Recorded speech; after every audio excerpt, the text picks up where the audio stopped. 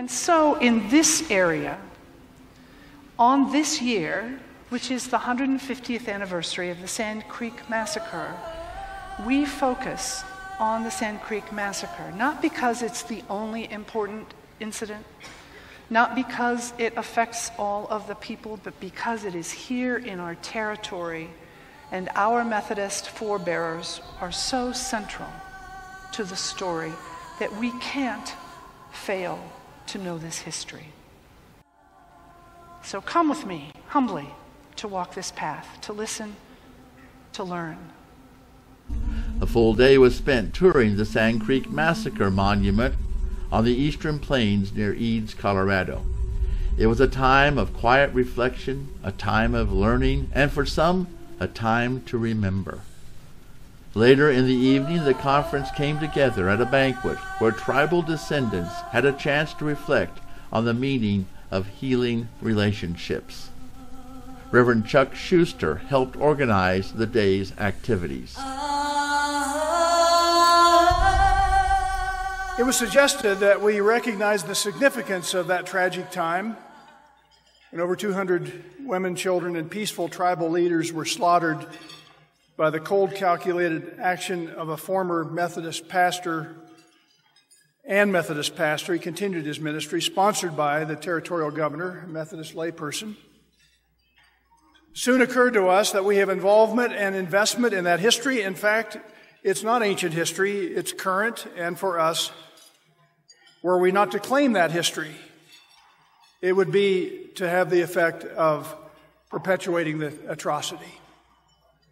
The descendants of that event, forever caught in the sadness of their grief, suggested that we make a pilgrimage, and that all of us make a pilgrimage to the site of the massacre.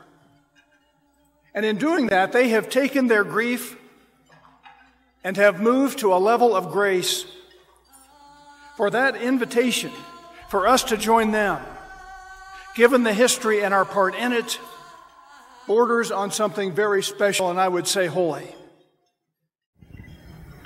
Sand Creek today spoke to me through the wind as I sat there overlooking the bend and Big Sandy. I heard a sod in the air.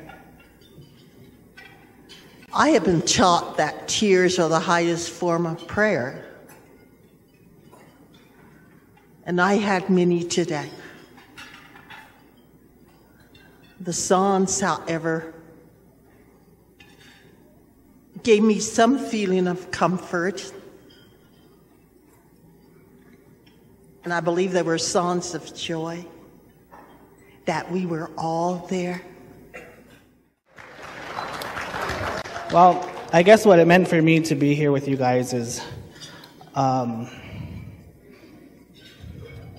in a way, I guess a sense of unity, coming together to, for you guys learning and us being able to tell you guys what Sand Creek was to us.